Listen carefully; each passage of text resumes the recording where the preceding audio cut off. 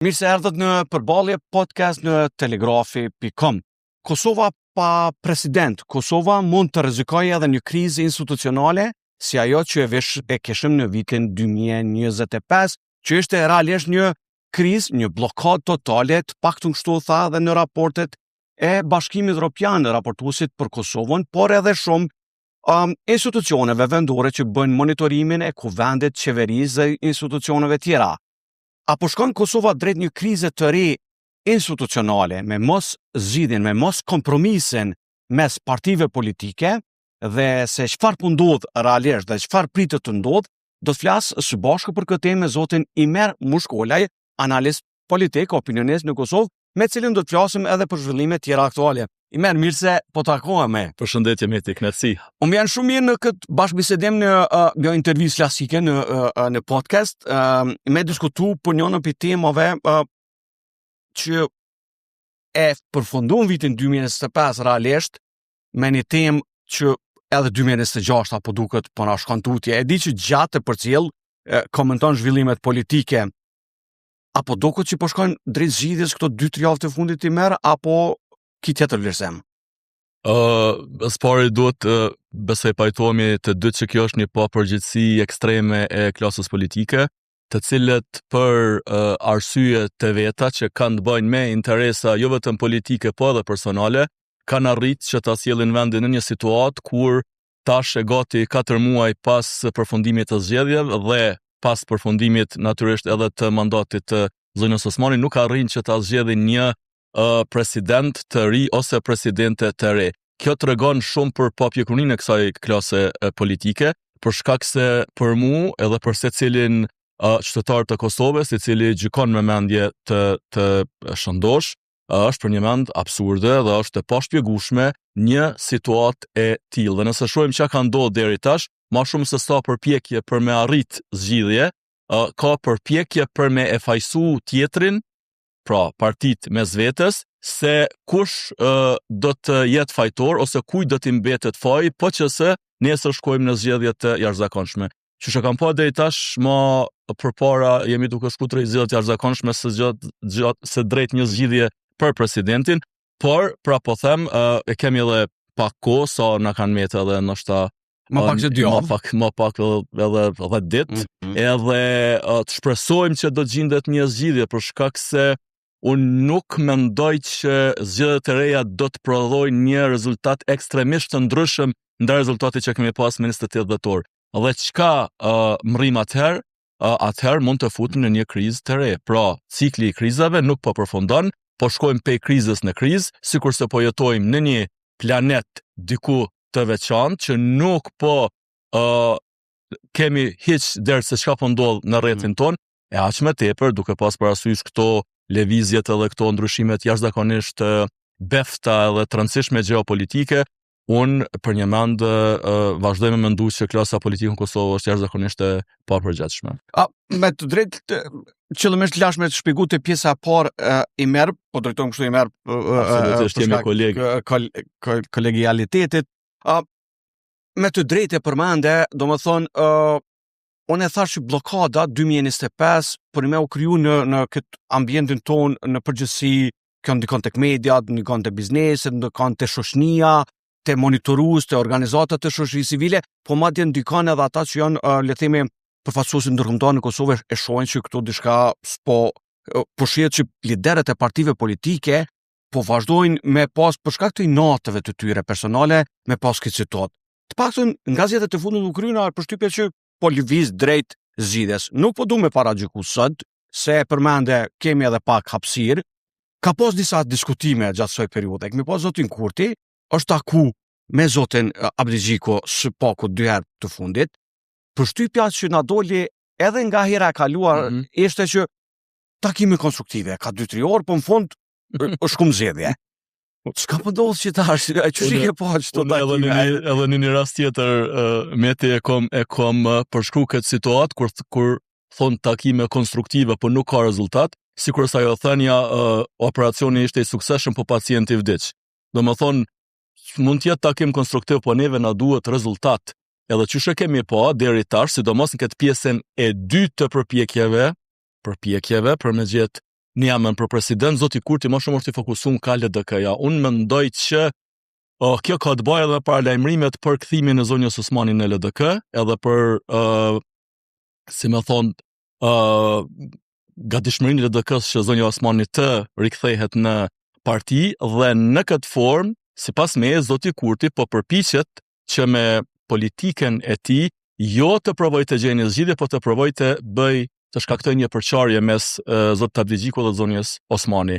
Për shkak se unë nuk shoh arsye që zoti Kurti të mos e dërgoj edhe një letër ose të aftoj mënyrë zyrtare PDK-n që të vazhdoj që ka numër më të madh të deputetëve. Edhe që do të ishte zgjedhja e një presidenti konsensual, një emri konsensual, shumë më e lehtë se sa me LDK-n. Vetë zoti Kurti na ka thonë neve se me LDK-n nuk mund të mbrihet numri prej 84, 85 deputetëve që do të ishte i sigurt për zgjedhjen e presidentit apo jo. Në anën tjetër, dje kemi pas një lëvizje të paktën deklarativisht nga ana e vetëvendosjes në aspektin politik, për shkak se zoti Konjufsa tha se unë jam i gatshëm të tërhiqem, po qëse opozita ka një emër për president. Por zoti Konjufsa veç do duhet ishte tërheq për me kallëzu vullnetin. Pra nuk mjafton më thon vetëm do të tërhiqem.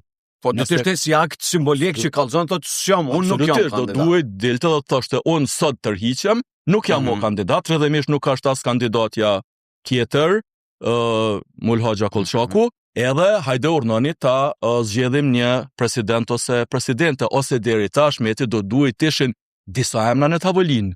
Si emra konsensual, po flas gjithmonë. Do duhet të kishte vetëvendosje emra të vet, 1 2 3 4, s'është më rëndësi, do duhet të kishin edhe parti tjera në konsensual. Gjë që kemi po donën zamër se këtu po mundolte që kjo çështje me të drejtë nuk kemi po, leçi se kemi po, po na kemi pas edhe si përpjekje për me gjujt fluska edhe me si më thon me errsu edhe më shumë situatën. Për shembull, ka dalë zoti Lutfi Aziri ka thonë kandidati ynë për president është Lymir Abdigjiku apo. Pastaj del Lymir Abdigjiku thotë unë nuk vet kandidohem. Domethënë në vend që të japin sqarim dhe qartësi situatës, kanë shku vetëm duke e bërë edhe më të komplikuar, thu se nuk është edhe kështu e komplikuar. Para se me shku te kompromisi dhe te disa qëndrimet partive politike, e nisëm te pjesa parë që ka pritet me ndodh, që me të drejtë e shpjegove për publikun për me mujt me po nga ky podcast edhe nga intervista që do ta publikojmë në Telegraf. Gjatë kësaj periudhe kemi pas disa qëndrime të cilat ishin në shpërputhje njëna me tjetrën.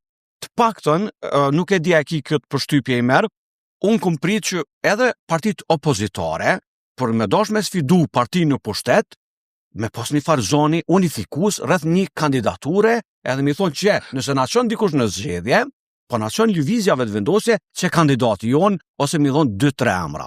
Pra, unë nuk e kom po as nga opozita, një unifikim, që zoti Haradina e kërkojke në disa momente me të drejtë, tha nuk jemi të bashkuar, e kemi po dhe qëndrimin e zotit Abdigjiku së fundi që tha qëndrimet e zotit Haradia nuk më një koment.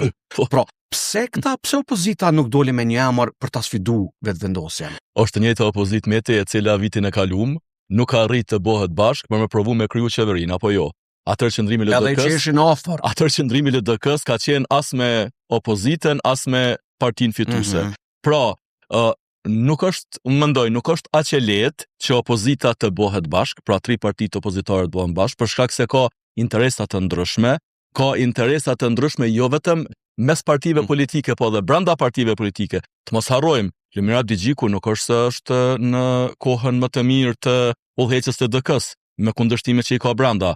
Bedri Hamza nuk është që qeverisja e tij në LDK po lulzon. Pra ka jashtëzakonisht probleme dhe ne i dim këto probleme, po mendoj janë dukshme. Kështu që është jashtëzakonisht të vështirë, unë besoj, që opozita të bëhet bashkë, por në anën tjetër askush nuk i ndalon që veç të prezantojnë kandidat. Për shembull, cili është kandidati më i pranueshëm për LDK-n? Cili është emri? Do ta voton. Nuk e dim. Cili është kandidati për PDK-n? Nuk e dim.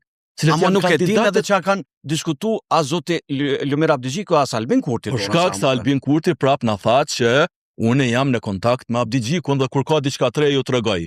Domethënë gjithçka ka zhvillohet në një mungesë transparence të mërshme, për shkak se njerëz dojnë me diçka po ndodh. Njerëz për një me janë të stresuar në kuptimin që nuk po shkon gjë përpara me zgjidh krizën, në anën tjetër janë të përballë me sfida shumë të mëdha sociale dhe ekonomike.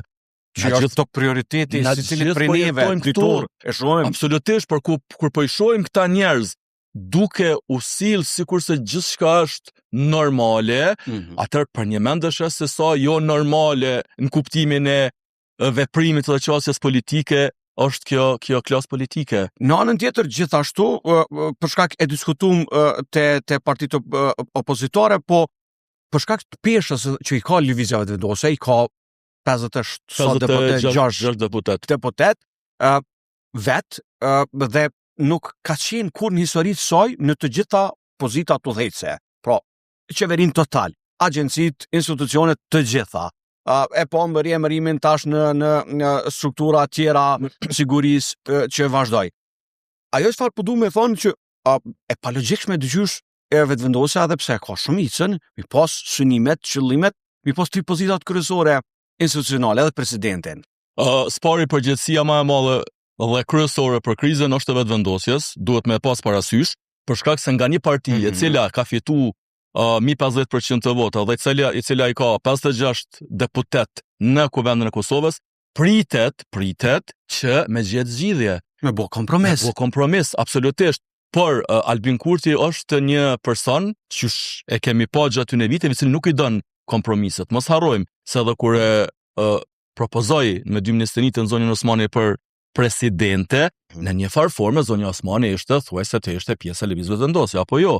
Dhe pjesën më të madhe zonja Osmani ndoqi vijën e lëvizjes vendosje përkatësisht të zotit Kurti.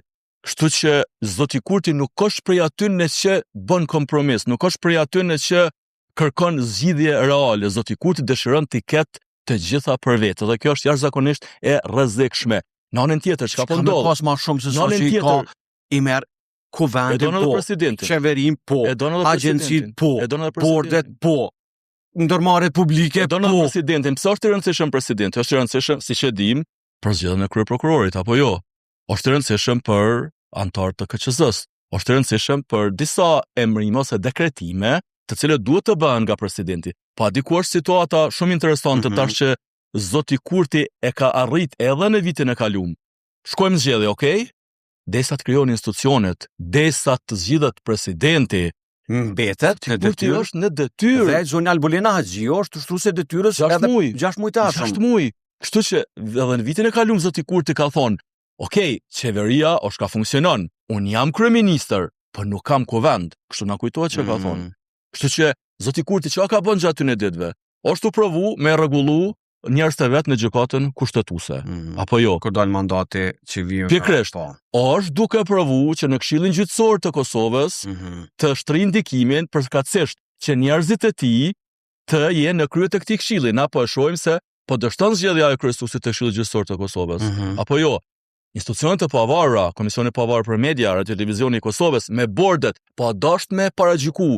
Po gjithë kjo nguti që këto të kryhen tash sa më shpejt, është një alarm, është një shenjë që zoti Kurti dëshiron që gjatë kohës sa është tash kryeministër dhe eventualisht sa është kryeministër në detyrë ose në dorëheqje ose çdo qoftë ta quajmë, s'është më rëndësi, po ai merr vendime edhe kur është në detyrë dhe nuk i ngutet derisa të krijohet kuvend i ri, përkatësisht derisa të krijohet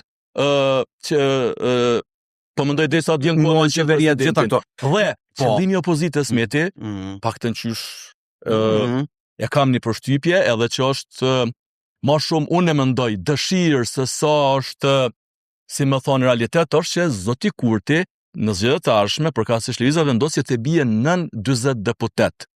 Unë nuk mendoj që kjo është që më thonë pritje realiste, absolutisht. Dhe po që se bie nën 40 deputet, atëra do të kalkulime tjera.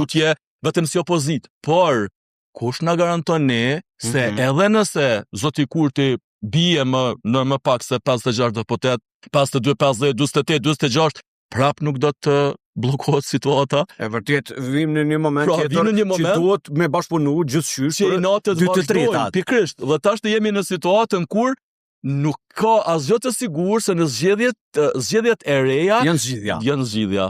Absolutisht. Me këto nuk po du me thonë që nuk duhet me provu me shku në zgjedhje çdo muaj, çdo 3 muaj, çdo 6 muaj. Ama për një mend se na shtyjo bo pak banale dhe kjo nuk e kemi komoditetin, po tu pas parasysh se në çfarë situatë jemi duke jetu në aspektin social, ekonomik, politik, geopolitik, për mu është jashtëzakonisht e pa shpjegueshme se qysh është të mundshme që partitë politike të sillen kaq komode edhe të sillet thusë nuk po ndodh asgjë. Kisha ndosh, pastaj mund ndol te ky aspekti edhe pak gjeopolitike rajonal, ndikimet, kriza globale që e prekin domosdoshmërisht Kosovën për shkak të sigurisë e të gjitha temave, por po ndalim edhe pak te zgjedhjet edhe e thati me të drejtë unë ripotencova që absolutisht, domethënë lëvizja vendosje e ka numrin më të madh, përgjegjësia më e madhe që duhet të ketë një kompromis, edhe unë shumë kisha prit që dalim me një propozim. Jepeni emrin e kandidatit, shkojmë e votojmë, që është i pranueshëm edhe për lëvizjen vendosje. Pra edhe me shku nga kjo situatë, nga ky ngërç politik, gjë që se kemi po. As nga vendosja, por as nga palët tjera, partitë politike opozitare me një zë unifikues. Megjithse dolën disa emra në publik, si kurse ishte zoti Murat Jashari, Justina Pula Shiroka, Andin Hoti, e ku ta diun tjerë. Por kjo nuk sjelli zgjidhje. Dhe tash në këto 10 ditë po shpresojmë që këta do ta gjejnë një zgjidhje, që çdo që tjetë që mos ta çojmë vendin në zgjedhje në këtë situatë problemeve. Por a është kjo edhe një, s'pi thom dobësi, po është edhe kjo një papjekuri. Nëse vendi shkon në zgjedhje, qeveria në detyrë mbetet në detyrë me ligje të reja, me buxhet të miratuar, me fuqinë e saj, me ndryshimet që kanë ndodhur, me ndryshimet që pritet me ndodh gjatë ditëve të ardhshme, kjo bën që ti zgjat pushtetin dikujt që po metet apet në detyrë, edhe mas zgjedhjeve të reja nuk e dim se çka bëhet. Pra po hyn në një zonë të paqartësisë. Domethënë pra po hyn në një zonë të paqartësisë. Unë mendoj që aktualisht me idenë që mbase Zonja Osmani do t'i bashkohet LDK-s, përkatësisht do t'i mund t'i printe ndonjë liste të përbashkët të LDK-s me të dhe me ndonjë parti tjetër më të vogël, zgjedhjet mund t'i konvenojnë vetëm zotit Abligjiku. Aktualisht po flas. Në kuptimin, gjithmonë po them se mos po krijohet ndonjë momentum që ka qenë në vitin 2020. Po unë mendoj që vetëm LDK-s, po mendoj që mund t'i përshtatshin këto po të mos ishte elementi po e quaj Zonja Osmani, nuk do t'i konvenojnë as LDK-s, por unë mendoj që zgjedhjet e reja do të ishin një shpëtim edhe për Lumir Abligjikun edhe për Vjosa Osmanin. Pse? Ne e dim se Lumir Abligjiku me zi u rizgjall kryetari i LDK-s. Pra, po disa ankesa nga dje, për shembull, dallimin mes delegatëve që votun për dhe kundër ishte i vogël apo jo. Së dyti, kryesinë e re që zgjodhi zoti Abligjiku e pam se kënd e ka zgjedhë dhe kënd e ka lënë jashtë. Pra aty janë njerëz të afërt me të, bashkëpunëtorët e tij, shoqet e tij, kryesisht po flas. Në anën tjetër, Zonja Osmani, çka bën Zonja Osmani nëse nuk do të ketë zgjedhje të reja në 4 vjet të ardhshme? Ka filluar një fushat në terren, takime. Çka bën nëse s'ka zgjedhje? Pas 4 vjetëve Zonja Osmani harrohet politikisht. Në kuptimin mund të mos harrohet si emër, si ish presidente, por harrohet si mundësi, për shkak të zhvillimeve që ndodhen. Për shkak se na nuk e dim çka ka më ndodhur edhe 4 vjet met. Kështu që është shumë e rëndësishme për LDK-n, në këtë rast, më shumë më thonë, për zotin Abligjiku dhe zonjën Osmani që të ketë zgjedhje. Por në anën tjetër ka probleme PDK-ja apo jo? Ka probleme AK-ja, AK-ja mund të gjejë shpëtim vetëm duke u bën ndoshta pjesë në listat përbashkë me LDK në zonën Osmani, apo jo? Dhe në anën tjetër ne kemi vetëvendosjen e cila po thot unë nuk du zgjedhje. Tash, po thot nuk du zgjedhje. Nëse shkojmë në zgjedhje, betejë prap më e madhe ka me qenë kuj me met faji. Edhe kështu kanë me tentu me gjetë një farrugë këta. Edhe kanë me tentu që pikërisht. Pra, nuk është që na mund të shkojmë në zgjedhje për shkak të arsyeve për një mend të mëdha në kuptimin që nuk kemi mund të bëjmë asgjë edhe popull, qytetare, kjo është zgjidhja. Jo, zgjidhjet ekzistojnë, mungon vullneti. Edhe është absurde të shkohet në zgjedhje për mungesën jam një për president. Edhe unë mendoj që saksisht është kjo, se për një me nuk ka që smujnë të gjitha partitë me qitë një emon, qoftë nga jeta publike, qoftë nga akademia, qoftë nga universiteti, qoftë nga ish partitë politike dikush, sepse ka vetëm se duhet një farë lloj ka shumë nga mjeti, unë e kuptoj, mund ta kuptoj, nuk e kuptoj, po mund ta kuptoj intencën e lëvizjes vendosje për kallëzir zotit Kurti që të jetë dikush i cili do të ja ruaj vijën e tij politike, pra i cili nuk do të jetë kundër zotit Kurti në çfarë do forme, në anën tjetër e kuptoj intencën e opozitës, Me rujt një balans. që të ruhet një balans, e balanci është jashtëzakonisht të rëndësishëm, absolutisht, për shkak se presidenti dhe kryeministri në këtë rast, unë mendoj se jo domosdoshmërisht, madje vetëm në çështjet që kanë të bëjnë me kompetenca të përbashkëta duhet të jenë kushtimisht po them në një vijë.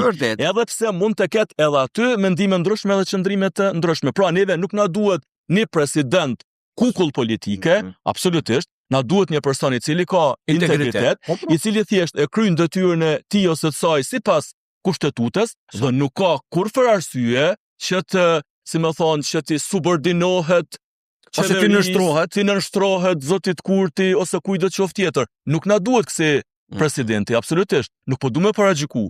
Absolutisht po du me paragjyku. Por e kam përshtypjen që zoti Kurti është tu e kërku një emër të tillë. Dhe në anën tjetër opozita po heziton për shkak se po ka frikë. Absolutisht po ka frikë. Po kjo nuk amniston në këtë rast, nëse po amnistoj ka zotin Kurti që prap nuk amnistohet, opozitën që të propozoj emra, të thot zotri, kjo zoj ose ky zotri për mu, për ne është kandidat i duhur për president. Kjo është opsioni jon, urdhënoni edhe votoni. A prapë kam përshtypjen meti se sikur se edhe vitin e kaluam opozita është duke shku mrapa veprimeve ose mrapa idesë së zotit Kurti. Nuk po merr guximin që t'jetë në balë të procesit në kuptimin e propozimeve që mund të vinë. Dhe po pret që zoti Kurti ose vetë vendosja të hum poena vetvetiu. Po nuk ndodh. Shpesh dëgjojmë oponentët e partive politike opozitore duke thonë po ju po na kritikoni neve shumë, po për shkak që partitë opozitore kanë çat rol, nuk mundën analistat, opinionistat dhe shoqëria civile me ndru pushtetin. Absolutisht. Domethënë nga jashtë. Për sa ata janë partitë, për sa ata po kërkohet kanë herë, po atë pisho, po thon po na kritikoni neve, po partitë politike duhet mi kritiku për faktin që nëse duhet me pas ndryshim edhe më ndru me një parti politike atje, ose kush e bën atë ndryshim, e bojnë numrat në kuvendin e Kosovës, e bojnë rezultatet në zgjedhje, prandaj edhe kritikat po janë në drejtim të partive politike për me mojë qëndrime specifike që shpeshherë ata piqojnë pa drejta se po thonë po na veç në këtë situatë me ti partitë politike opozitare, sikurse gjatë gjithë kohës, po flas për këtë periudhën e kalume, e patën kriju një farë komoditeti se në një farë forme mediat e kryshin punën e vetë, opinionist punën e vetë, kuptimin e kritikës e tjera, edhe ato konsideronin se okej, kaq mjafton. Po jo, se në përgjithësi mediat, opinionistët, shoqëria civile nuk ndërmarrin aksione politike në kuptimin e veprimeve të cilat i takojnë opozitës në këtë rast. Monitorojnë, absolutisht, që kjo është për mua një farë pritje, më ta kry punën dikush. Një farë pritje me kry dikush tjetër punën, një farë jo shumë ç'është më thonë e arsyetuar ose hiç e arsyetuar nga ana e opozitës. Ata duhet ta kryejnë punën e vet si opozitë. Mediat, opinionistët, tjerë i kanë punë të tyre, të cilët provojnë që më shumë me shpjeguar ndoshta për opinionin çka po ndodh, apo përpiqem na më bë sot këtu, e jo domosdoshmërisht, si më thonë, edhe pse shpeshherë din të vihen në relacion të drejtë vetëvendosja i vendos mediat, analistët, opinionistët me opozitën, gjithmonë duke synu që t'i sulmoj ata, madje ne e dim çfarë sulme kanë ardhur tu përpjek me bo lidhje përtej Kosovë, Serbia, Rusia, e tjera, por roli i opozitës dihet cili është, roli i mediave dihet cili është, edhe kështu do duhet të mbet edhe tutje. Pavarësisht përpjekjeve që i përmendëm që i ka zoti Kurti për që mund t'i ketë për borde të ndryshme, profesionale, RTK-s, KPM-s, në një bord tjetër, media duhet me kryej punën e vet. Se ndrysh nuk mundet me funksionin kur jemi tash te kjo pjesa si dy tema tashme kisha dash me të fundit pelama atëre Kosova në relacione dhe gjeopolitika me po mbyll, po kryjm këtë aspektin e brendshëm nga ajo që erdhën me çkapje po ndodh një kapje. Pra gjatë këtyre 4-5 viteve ka pas kritika të mëdha për emërime, për bordet e ndërmarrjeve publike, për pozitat kyçe, madje shpjegimi i lëvizjes vendosje ishin po këta janë profesionistë. Tonë janë profesionistë, diku nga nuk e quajtën kapje, rikapje, po thon po njerëz profesionistë. tash është një proces që është duke ndodhur, e përmendet shkurt te KPM-ja, te RTK-ja, Këshilli Gjyqësor të Kosovës, gjykatën kushtetuese, çush jetu e pa këtë situatë dhe tendencat që po shkojnë rrugës. Bishta kem parasysh se rrallë herë ndodh që kuvende më kon kaq dinamik sikur këto ditë apo jo. Po zamë se na mësuar nuk kemi mësuar më pa kështu. Edhe natën. Tu punu deri vonë. Kështu që e përmenda pak, kjo është një përpjekje për me vnu pushtet ose ndikim, me shtrin ndikim më mirë më thonë, në këto institucionet të pavaruna që do duhet ishin të pavaruna, e të cilat pajtohem në emër të çkapjes kushtimisht, po kapen ose rikapen, ose po përpiqet të kapen ose të rikapen. Dhe kjo është jashtëzakonisht problematike, për shkak se të mos harrojmë, po të mos ishte gjykata kushtetuese me vendimet që i ka marrë, gjykimet që gjatë kohës shumë të vështirë i ka marrë, ne do të kishim një kaos në Kosovë, në kuptimin e orientimit se çfarë duhet bëjnë partitë politike, çfarë duhet bëj politika. Pra kjo gjykatë kushtetuese na pëlqej ose s'na pëlqej ne si shoqëni, i pëlqej apo jo partive politike, unë mendoj që e ka kryer punën e vet në masën e më të mirë të mundshme. Nuk jam jurist, po duke pas parasysh se po e shoh gjithmonë aspektin politik, se qysh megjithatë jo është dhënë zgjidhje situatave që është menduar që janë shumë problematike dhe shumë, si më thonë, të vështira për të zgjidhur, atëherë unë mendoj që e ka kryer punën e vet. A është i kënaqur zoti Kurti? Mund të mos jetë, po kjo nuk e amniston, nuk duhet të amnistoj dëshirën e tij që me kap gjykatën kushtetuese me kandidat për gjykatës gjyqtar të cilët janë të afërt me partinë e tij ose mund të jenë edhe anëtar të partisë së tij. Sikurse nuk e ka amnistuar as në kalumen emrimin e njerëzve të partive politike ose të afërm partitë politike që tash janë në opozitë. Njësoj edhe në institucionet tjera. Neve na duhet një transmetues publik profesional. Absolutisht. Tashti e pam njerëz absolutisht edhe në bord, edhe në menaxhment, edhe në gjëra. Jo për shkak se shpesh herë bordet RTK-s ose KPM-s mund mos konsiderohen shumë të rëndësishme tjera. Ato i bëjnë politikat, ato orientojnë, ka më shku RTK-ja. Ka më shku KPM-ja si institucion kushtetues në këtë rast. Unë e kuptoj, qytetarët të rëndomtë nuk e kanë shumë idenë çush më thonë çush funksionon sepse janë kaq të rëndësishme, ndoshta shpeshherë kur ne ngritim zonin si komunitet ju duket që mos po e teprojmë, mos po ankohem e tjera. Jo, këto janë jashtëzakonisht të rëndësishme. Po dash me paragjyku, por unë kam pa për shembull që ku diun edhe për bordin e KPM-s dhe të RTK-s, ta zom më herë kalume, për një mend ka pas emra shumë respektabile dhe kredibil që kanë konkuruar. Po jo, me këto nuk po du me thonë se emra që janë në kandidat për bord të RTK-s KPM-s nuk janë të tillë, absolutisht. Por e kam përshtypjen se është kriju një farë frike, një farë, nështë ajo frikë, një farë, si më thonë, hezitimit e njerëz, profesionist të fushës, që me kandidu.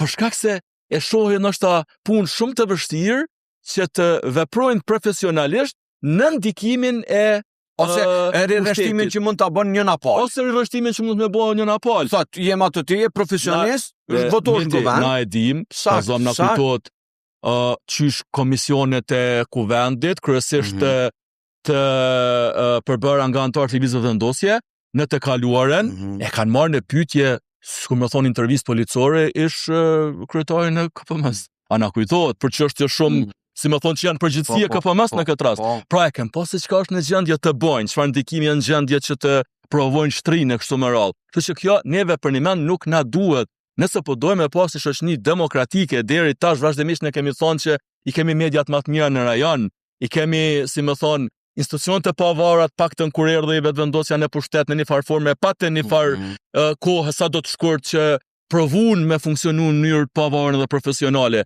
Dhe tash të vim në situatën që gjithçka të kapet nga partia në pushtet, kjo është jashtëzakonisht e rëndësishme. Atëherë kalojmë në një diçka që nuk do të duhej të kalonim, që nuk do të dëshironim asun as kush tjetër, në një farë autokracie që pastaj quje çysh dush, për shkak se ta zom edhe rasti Hungarisë. Hungari është shteti i Bashkimit Evropian që Sovjet, po çështja që kishte atje ish kryeministri Orban e ka sjell situatën shumë vështirë, sidomos sa i përket mediave. Po s'moj pa lëm pa përmend Hungaria që am lë shumë përshtypje kë kandidati që fitoi zgjedhjet.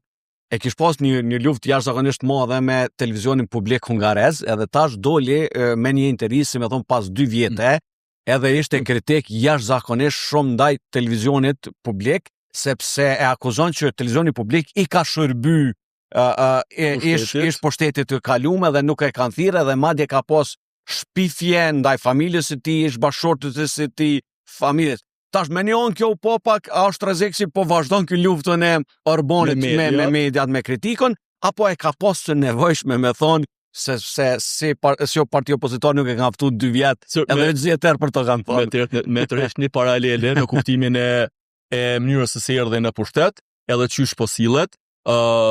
Tash kandidati që ka fituar zgjedhjet, Petër Maxhar, është i ri në kuptimin jo shumë politik, po në kuptimin e vendimarrjes edhe të qeverisjes, edhe mu shumë po më gjason me zotin Kurti kur erdhi për herë të parë në pushtet, për shkak se edhe ky i ka njerëz në parti absolutisht me pak përvojë se të pa përvojë, edhe ka një farë vrulli, thu se unë kam me bo mrekullina këtu, e në anën tjetër kur vjen koha ndoshta pas 3-4 vjetër, pra po dash me paragjyku, po veç çana kanë ndodhur neve në Kosovë, po flasim, vim në situatën themi prit një herë, është ky ai personi i cili premtoi gjithçka, në fakt për arsye të ndryshme arriti vetëm pak, si më thonë, ose vetëm kaq që të realizoj në praktikë.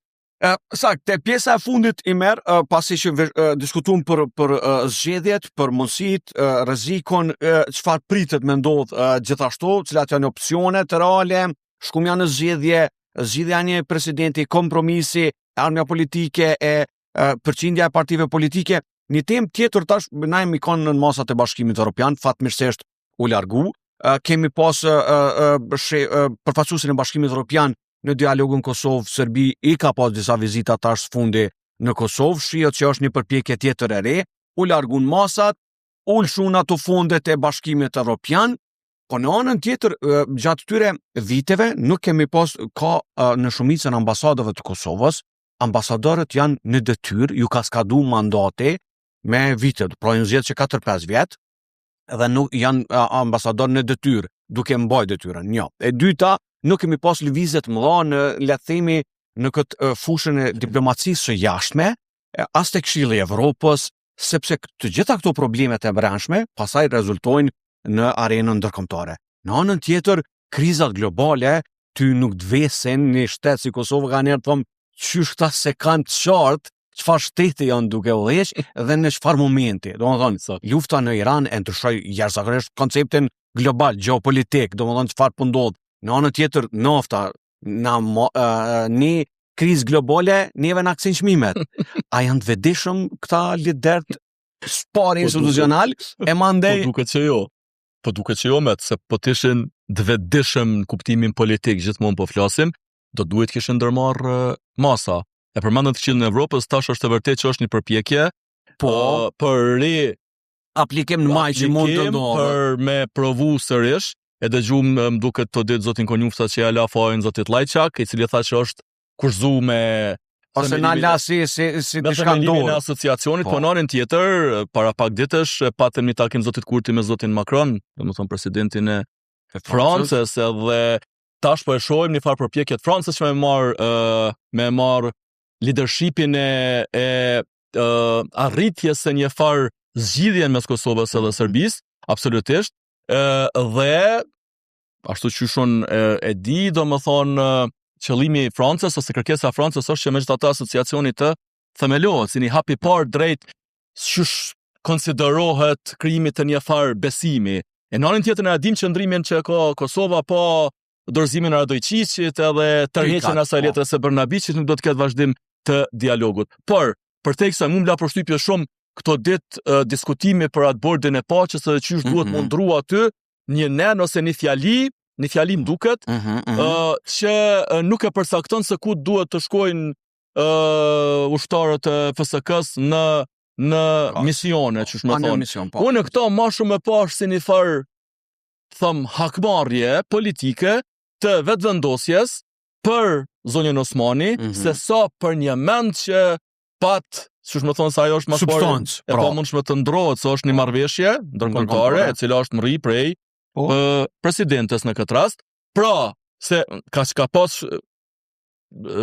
shumë, çish më thonë, pa kënaqësi sepse zoni Osmani është shku në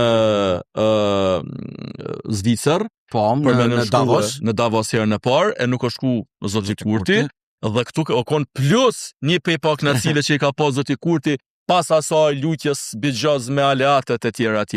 Që këto e pash ma shumë si një farë, si me thonë, sinjali për zonin Osmani, se sa për një mend që Kosova, se për mu do të ishte shumë shqetësuese, po të ishte e vërtet, po synon që të mos e pranoj atë marrëveshje ashtu çfarë është, se nuk ka që marrëveshja dallon prej shteti në shtet. Shqipëria ka miratu mati, me detajet probleme që më thonë. Madje na nuk e dim, nuk është shumë e sigurt se sa do zgjas kjo trup e tjera. Por në anën tjetër, po, edhe unë kam një përshtypje qysh në gjithë këtë vorbull të ngjarjeve, të krizave tjera, na po qëndrojmë stoik, klasa politike po qëndron stoike, thuse neve nuk na bojnë përshtypje, na nuk afektohemi për këtyne zhvillimeve, na po afektohemi, po ndikohemi çdo ditë, ç'është më thonë. Na kemi se a ke pa shpeshherë kur po dosh se s'po du tash me kriju far panika ose alarmi, po shpeshherë kur flasim për sigurinë e Kosovës, shembull, na thonë okay, po na e kemi NATO, ne kemi KFOR-in. E në anën tjetër, na jemi tu pa çka po ndodh me NATO, na jemi tu pa çka po ndodh me çështjen e zotit Trump karshi NATO-s.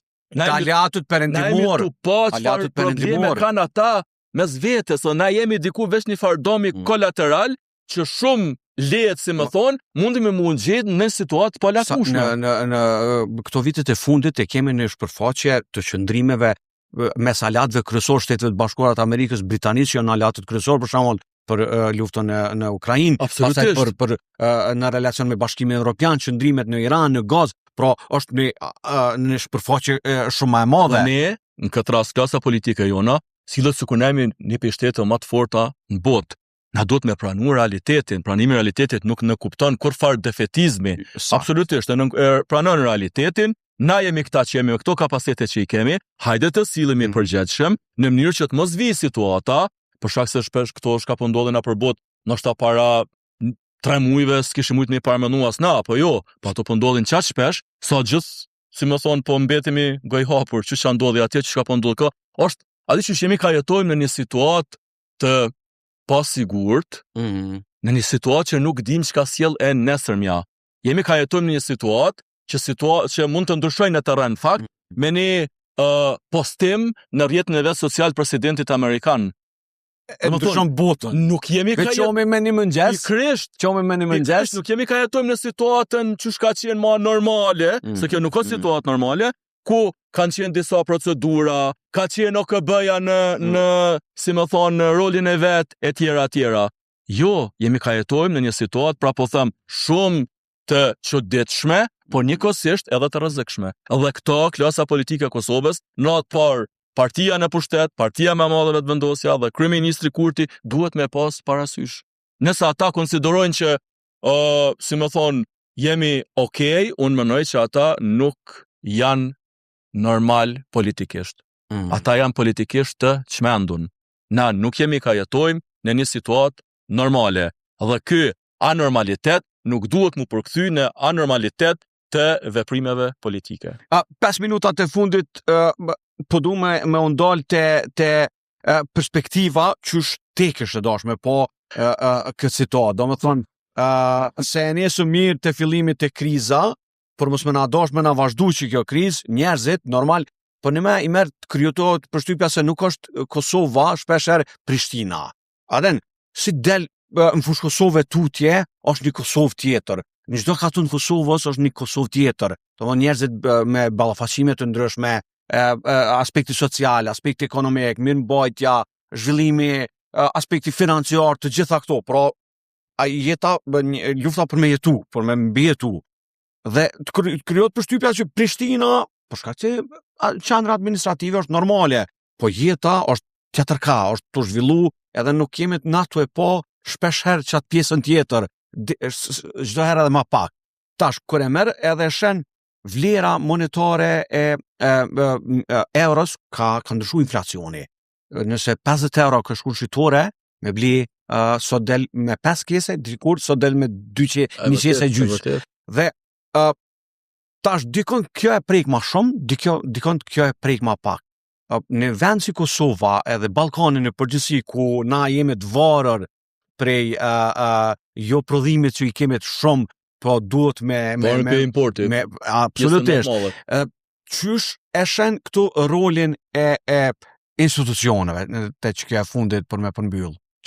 Për fatkeq meti gjatë gjithë kësaj kohë të krizës, qeveria ma shumë është sjell si spektatore se sa si aktore, në kuptimin me marrë vendime. Pra, sikurse na që kemi konstatu që produktet janë shtrajt, edhe qeveria ka konstatu po valla shtrajt janë. Sikur na që kemi thonë po se nafta është shtrajtu, edhe qeveria ka thonë okay, unë vendosin një tavan të çmimit. Ose me njësoret, një reagoj kur u bë modhe. Sikurse për njësoret, për shembull, po i kemi marrë na do ankesa do të trajtohen. Pra, kjo qeveria në këtë rast, po mendoj në aspekt në këtë çështjen e inflacionit, çmimeve të tjera, më shumë sill si një OJQ që ka vëzhgu, ka monitoru edhe ka bën ai raport se sa si qeveri që duhet më ndërhy. Mos harrojmë, javë të fundit, ditë të fundit na kemi pa ndërhyrje të qeverive shumë të forta të vendit Bashkimit Evropian, shteteve të forta apo jo.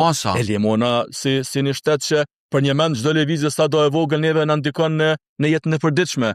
Dhe kjo nuk ka ndodhur. Qeveria për shembull është mjaftuar me thonë po se gjykata kushtetuese ka rrëzuar ligjin për çmime tavan, edhe që me bota është na krym punën tonë.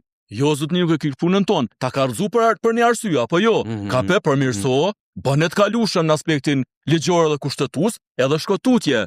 Jo gjithmonë duke fajsu. Na deshtëm valla me rregullu çmimet, po që opozita e çoj në gjykatë edhe tash na metëm. Domethënë tek tash e kanë çu versionin e ri të ligjit, apo jo? Tek tash. Para mendo. A lufta në Ukrainë atëherë kur filloi kjo, po mendoj çrregullimi i tregut ka që 4 vjet, shkon 4 vjet e më shumë.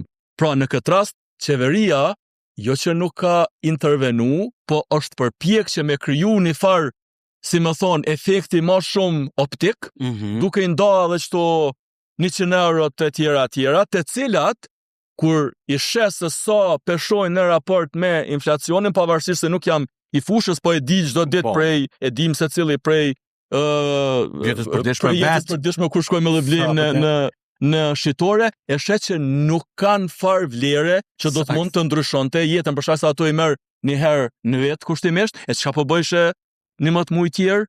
Pra, qeveria na thot po, na kemi ndihmu me 100 euro kategoritë të cenueshme, po asnjëherë nuk e përmend inflacionin, asnjëherë nuk e përmend masat që duhet më ndërmarr kundër inflacionit, asnjëherë nuk e përmend thjesht rolin e vet, ose nuk e vë në zbatim rolin e vet si ma të rëndësishmin në secilin shtet. Pra qeveria nuk e ka kryej punën e vet në këtë aspekt. Propaganda është jashtëzakonisht e madhe, absolutisht, por realiteti në raport me propagandën është krejt tjetër fatkeqësisht. Pra veç duhet me dal jashtë Prishtinës edhe me pa gjendje. Duhet me pa, jo vetëm ato që ju i përmendet në kuptimin e për një mend të jetës vështirë që e bën njerëzit, po në kuptimin e braktisjes fshat naftana.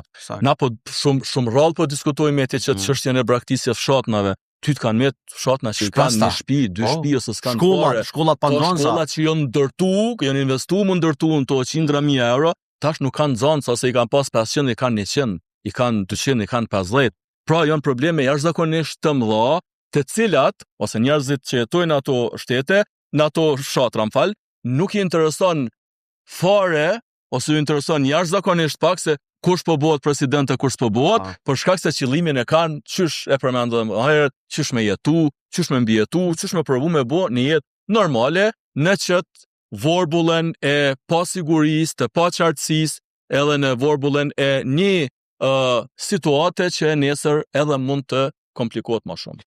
I merr mushkolla, faleminderit shumë. Edhe nuk ka më mirë se shpesh herë kur don me marrë një analizë mirëfillt gjendjes kritikës konstruktive, se sa partitë politike ose ata në pushtet ose ato në opozitë që e kanë gjithmonë njënën anë, kjo analizë sot na ka tregu një perspektivë tjetër të gjendjes reale, duke mos mojtë qëndrim as ka njëna pala, as ka pala tjetër, po duke tregu realitetin dhe gjendja. Edhe duke sqaruar meti që nuk mund të bëhen natyrisht barazime, na provum gjatë gjithë kohës mos me nu në të përshoj opozitën në pushtetin, se nuk mund të ndojmë në të njëjtën përshoj. Përgjegjësia e partisë në pushtet edhe e qeverisë është jashtëzakonisht e madhe. Kryesorja, absolutisht, dhe për çfarë do të ndodh, përgjegjësia më e madhe edhe kryesori mbetet qeverisë dhe partisë në pushtet në këtë rast, masi po flasim për parti, po unë mendoj që kontributi duhet mollohen prej të gjithëve, paktën iniciativa duhet mollohen për gjithëve, në mënyrë që më provu me dal prej kësaj krize. Faleminderit shumë. Faleminderit ty për mundësinë. Ishim me Imer Mushkolaj, analist politik, opinionist për temat ku po shkon Kosova, ku është Kosova dhe ku po shkon Kosova dhe çfarë na pret. Shihemi në përballje podcast tjetër të radhës.